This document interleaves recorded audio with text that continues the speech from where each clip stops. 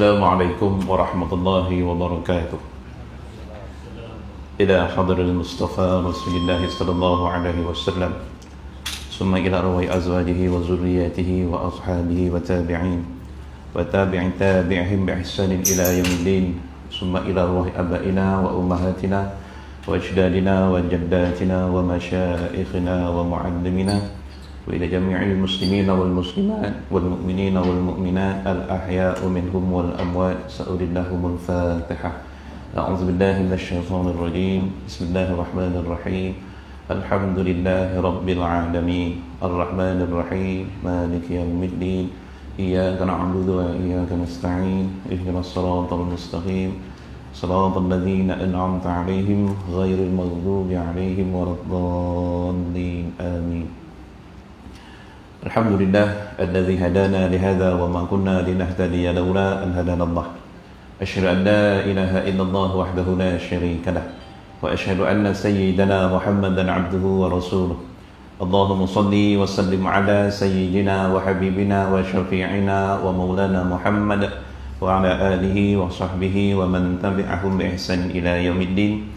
أما بعد، فيا عباد الله اتقوا الله، أوصيكم وإياي بتقوى الله، وقد فاز المتقون. سبحانك لا علم لنا إلا ما علمتنا إنك أنت العليم الحكيم.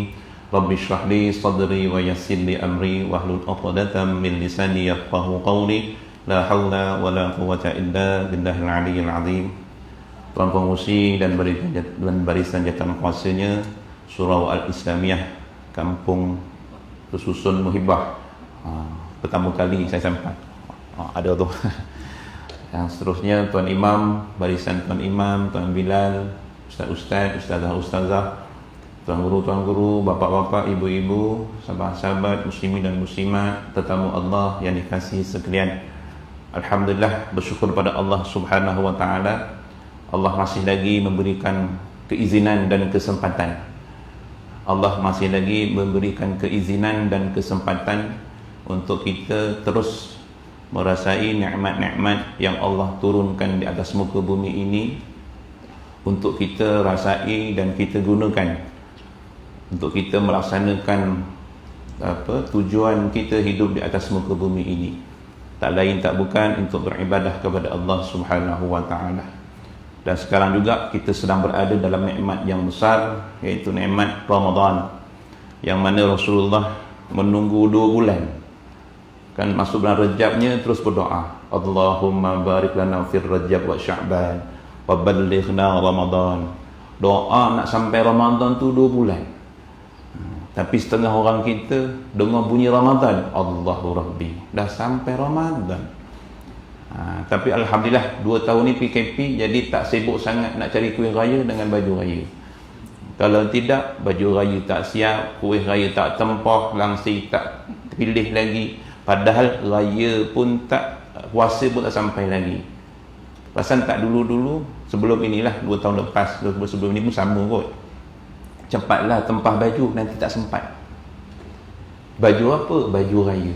Sedangkan Ramadan tak masuk lagi.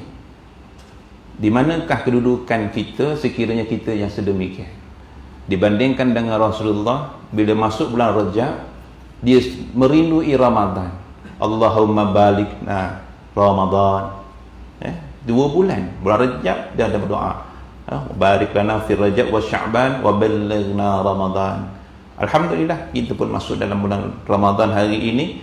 Satu nikmat yang perlu kita hargai dan kita jaga sungguh-sungguh supaya dia tidak terlepas begitu saja apabila sampainya saat dia meninggalkan kita pada malam 1 Syawal.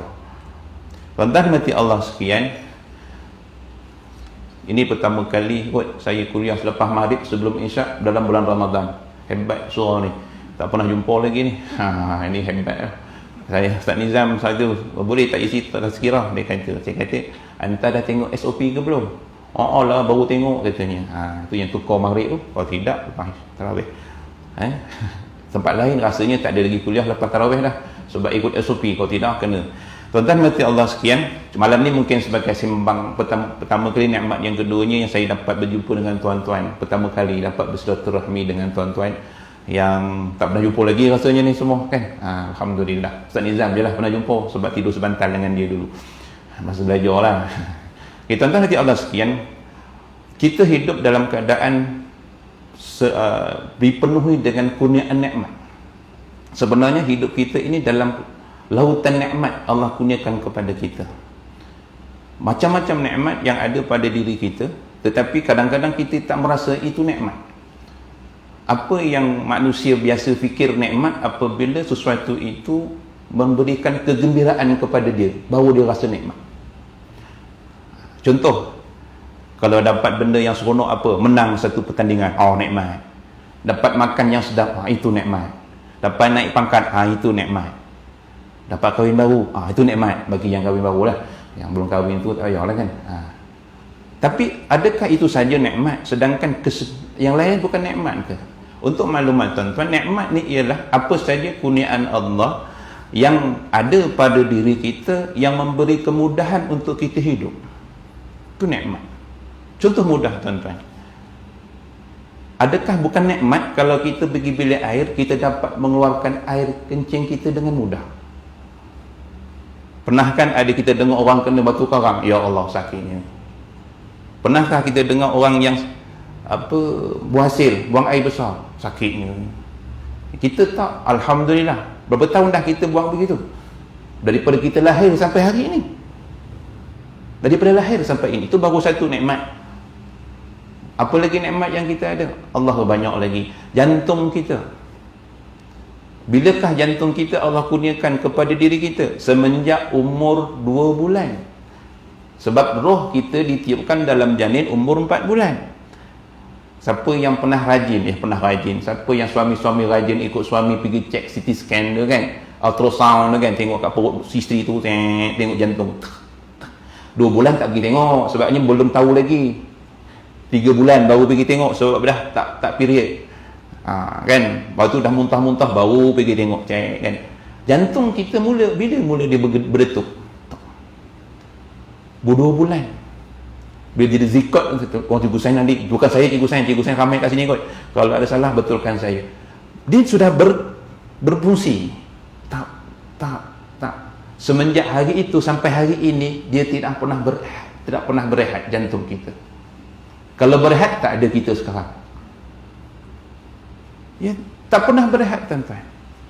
Jantung kita tak pernah berehat. Kita tidur, dia tak tidur.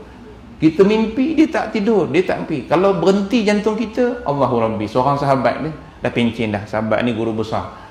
Dia pernah pegawai PPD dahulu. Lepas tu dia naik pangkat, dia guru besar. Jumpa dia, lama tak jumpa. Sebab sama-sama kurikulum dulu kan. Tuan, apa khabar? Allah macam ni lah Ustaz. Apa hari ni ya Allah, dia kata. Dengar cerita masuk IJN. Itulah, ni nak cerita ni, dia kata. Kita apa dia? Masa ditayangkan dalam skrin tu, jantung, seolah-olah jantung tu bercakap dengan aku ni, dia kata. Wahai Mus, namanya Mustafa. Mus, kamu ni sibuk sangat, kenapa aku baru nak berehat 2-3 saat, kau dah pening kepala. Jantung tu seolah-olah bercakap kepada aku, kata aku baru nak berehat, kau dah pening kepala dah. Langkah-langkah buk cari sana, cari sini. Bagilah aku berehat sekejap, dia kata. Memanglah jantung tak berehat, kalau berehat dia tak sungguh. Saya nak bagi tahu betapa itu antara nikmat yang kadang orang tak fikirkan. Buah pinggangnya dan sebagainya kan, itu nikmat-nikmat yang Allah bagi, yang mudah untuk kita hidup. Selera makan, nikmat. Selera makan, nikmat. Bayangkan kalau kita tak ada selera makan, isteri kita masak satu meja, kita tak ada selera, tak ada makan punya. Baru ni saya ke hospital, bang makan lah bang, tak ada selera. Sedap tu, paprik lagi. Tak maaf. Sebab nikmat selera itu. Itu contoh tuan-tuan, nikmat-nikmat yang ada pada kita, itu adalah kemudahan untuk kita hidup, untuk kita rasa tenang dan selesa dalam kehidupan kita. Allah bagi nikmat. Ya, bagi nikmat. Dan sebahagian orang pula kadang-kadang mengejar nikmat. Nikmat yang sedia ada, dia tak pernah bersyukur. Tak pernah disyukuri. Bukan tak pernah bersyukur, tak pernah dirasai, dan kadang-kadang tidak pernah dirasai, dan seterusnya yang paling tu tidak disyukuri nikmat-nikmat yang ada ni. Sebab itulah nikmat Allah sebutkan, wa in ta'udu ni'matallah la tuhsuha. Kalau kamu nak hitung nikmat Allah ni tak akan terkira. Baiklah, itu satu bab. Satu lagi bab ialah tentang nikmat yang dikejar orang. Dia kejar nikmat dunia, kejar sampai kadang-kadang dia lupa tujuan dia hidup kat dunia. Orang kejar nikmat harta, kejar sampai dapat, kejarlah mengata tempat. Satu tempat formula nak kaya, pergi, sanggup bayar, tak ada masalah. Formula nak kaya punya pasal.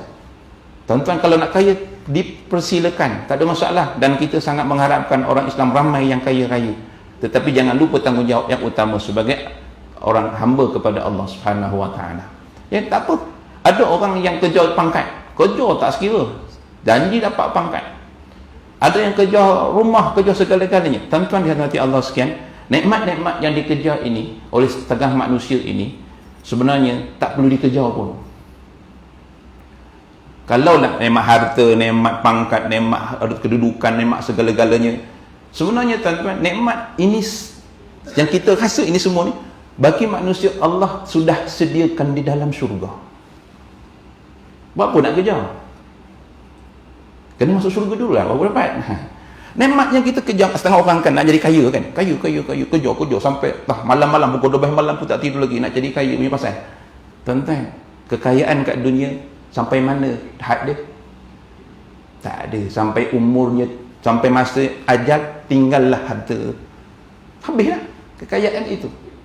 Sekarang ini orang yang paling kaya ialah pemilik Amazon kan. Sekarang Amazon ni, Amazon pakai apa nama, dia punya aplikasi Amazon. Sekarang ni dia punya jual semua dekat Amazon. Satu lagi yang kaya, yang kedua kaya ialah yang pemilik teknologi apa nama teknologi yang pakai bateri semua tu, hanya kaya semua, bertrilion harta dia, berpuluh-puluh trilion hartanya. Baik, sampai masanya Allah cabut nyawanya, di manakah kekayaan itu? Habislah bagi dia, bagi orang lain pula. Maknanya harta itu akan habis sampai masanya.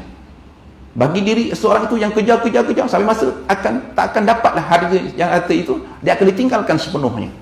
Sama juga dengan pangkat. Orang yang kejar pangkat, kejar sampai tak kira dah. Sampai kadas berlakulah macam-macam perkara. Sampai masanya pencen. Macam saya ni kejar, contohlah nak kejar pangkat, jadi pengarah ke, ketua pengarah ke.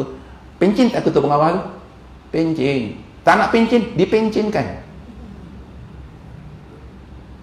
Tak nak pencen, saya contohnya saya dah 65, nak sambung lagi, minta maaf, cukuplah kontrak 65 je. Baik, ahli Dewan Undangan Negeri, ahli Parlimen berebut-rebut, tengah berebut lah ni kan, sebab nak pilihan raya kan. Cukup masa 5 tahun, kena turun maksimum 5 tahun. Lepas tu sama ada dipilih atau tidak, terpulang lah. Tapi nak bagi tahu had masanya ialah 5 tahun. Dikejar. Jadi Perdana Menteri sampai masa tetap pencen juga. Maknanya apa? Semua yang ada kat dunia, nikmat-nikmat dunia ni semua akan ditinggal di dunia. Harta banyak-banyak. Ada orang tu buat rumah besar. Ada seorang tu di tempat saya belajar dulu lama lah. Yang ni dekat, bukan di Ipoh lah, di daerah lain.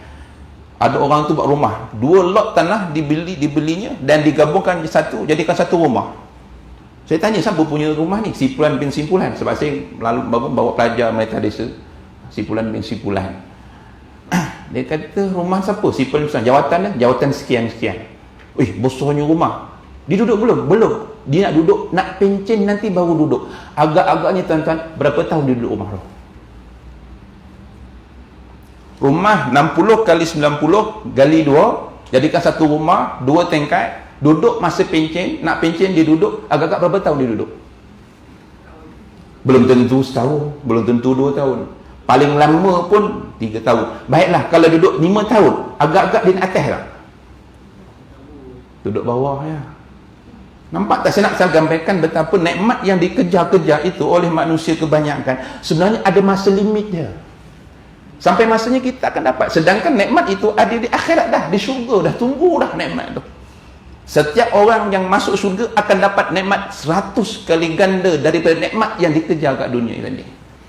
Kalau rumah banglo tadi, Allah bagi mahligai, mutiara, permata di syurga. Berapa biliknya? 7,000 bilik.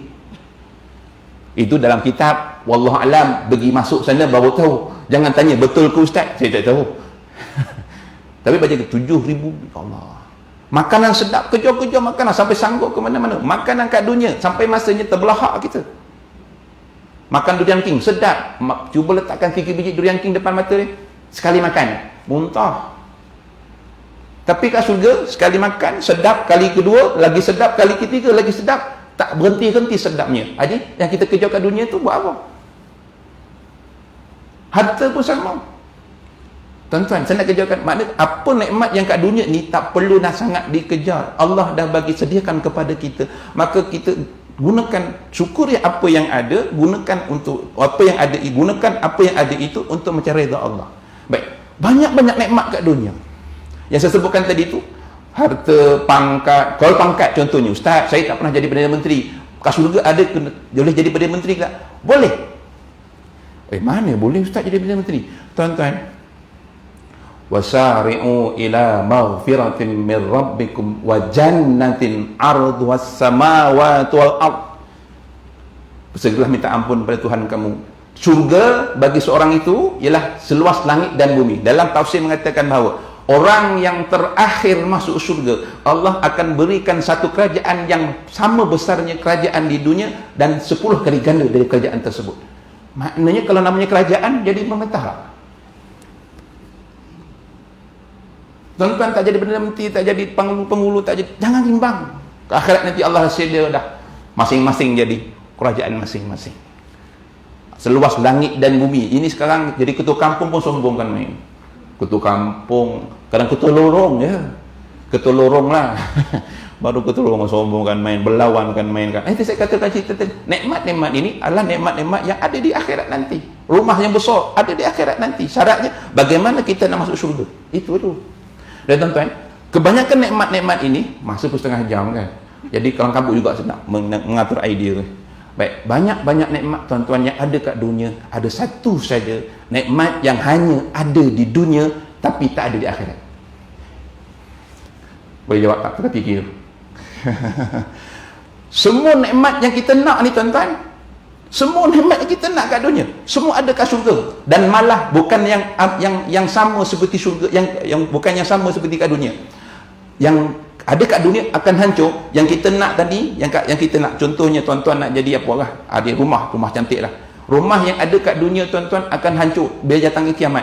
Allah akan gantikan rumah yang 100 kali ganda lebih baik daripada rumah kat dunia. Maknanya yang ada kat dunia kita kejar akan hancur dan dia akan gantikan yang lebih baik daripada itu di syurga nanti. Tetapi ada satu nikmat yang tidak ada kat akhirat tapi ada kat dunia. Ni teka-teki. Bukan puasa. Satu bahasa keseluruhan. Amal soleh.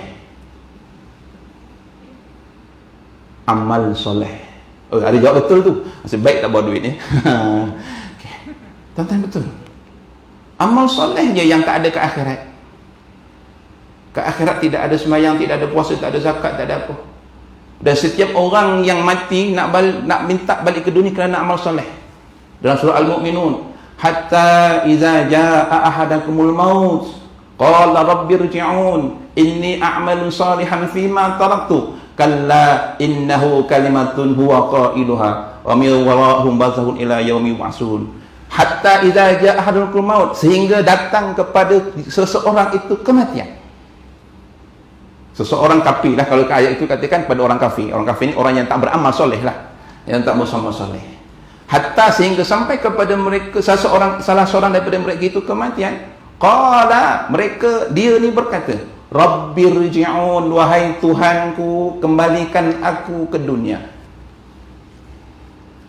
Allah tanyalah, seolah-olah tanyalah kan. Kalau kita baca, kita mendadabur macam tu kan, ya Tuhanku, aku nak balik ke dunia. Seolah-olah Allah tanya, kau nak buat apa nak balik dunia? Kau nak buat apa nak balik dunia ni? Ini sesungguhnya a'malun solihan fi ma taraktu. Aku nak beramal soleh yang dulu masa aku kat dunia aku tinggalkan.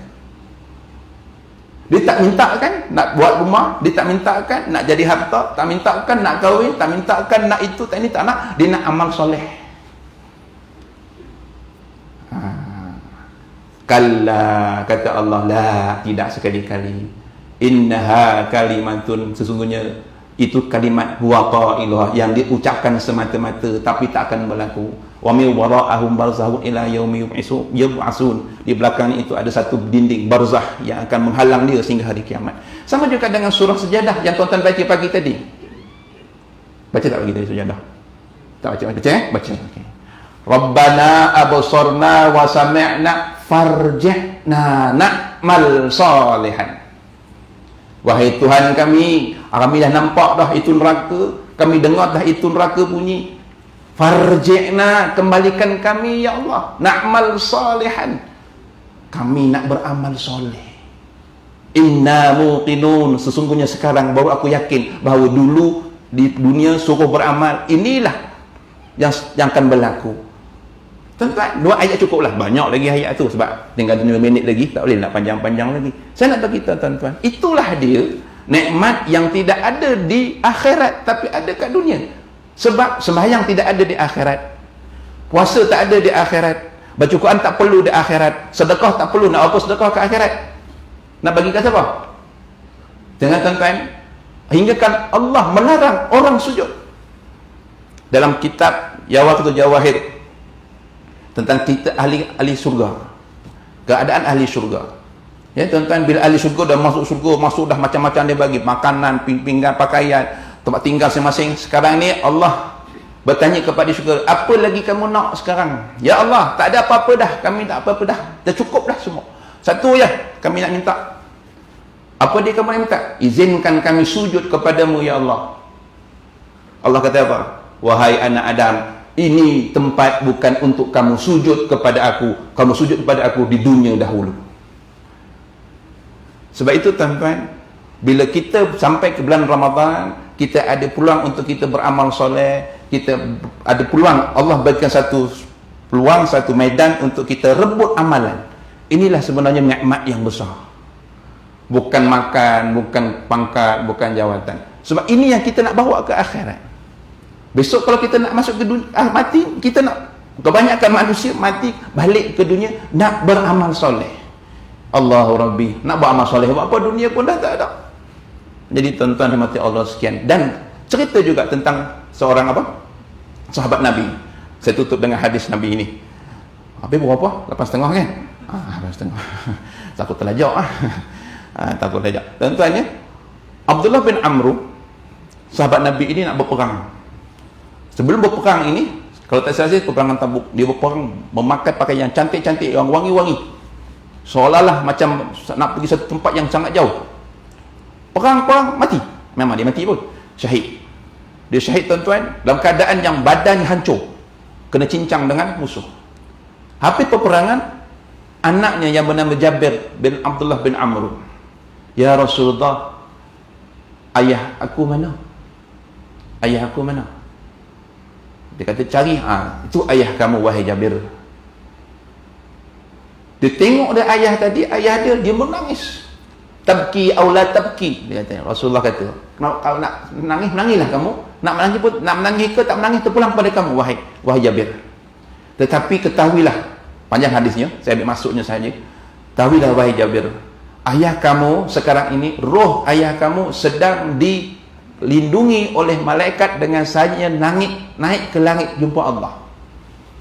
Dan Allah sedang berbual dan bersoal jawab dengan ayahmu, dengan roh ayah kamu tanpa ada perantaraan, tanpa ada penterjemah. Dan ayah kamu ditanya oleh Allah, wahai Jabir, ayah kamu telah ditanya oleh Allah. Allah tanya kepada ayah kamu, wahai Abdullah bin Amru, apa permintaanmu sekarang? Ya, tak saya dengan orang yang dah balik ke dunia, dah mati ni, nak balik ke dia minta, apa nak kamu balik, nak buat sekarang? Apa permintaan kamu sekarang? Ya Allah, wahai Jabir, ayahmu pun menjawab, wahai Jabir, wahai Allah, izinkan aku balik ke dunia, hidup semula dan berperang dalam jalanmu, dan mati lagi sekali dalam peperangan. Dia tak balik jumpa anak, dia tak balik jumpa keluarga, dia tak balik, tak minta tuan-tuan. Dia minta balik, nak mati, nak hidup semula, nak berjuang di jalan Allah dan mati di jalan Allah. Allah kata, tidak wahai Abdullah bin Amru, kerana aku telah tetapkan bahawa setiap anak Adam mati sekali saja. Tak ada. Habis, apa yang kamu nak sekarang? Permintaan lain apa dah? Kalau macam tu, ya Allah, aku mohon keampunan dan keredaanmu, ya Allah. Maka dengan itu, wahai Abdullah bin Jabir, aku reda dan aku ampunkan dosamu dulu dan seterusnya.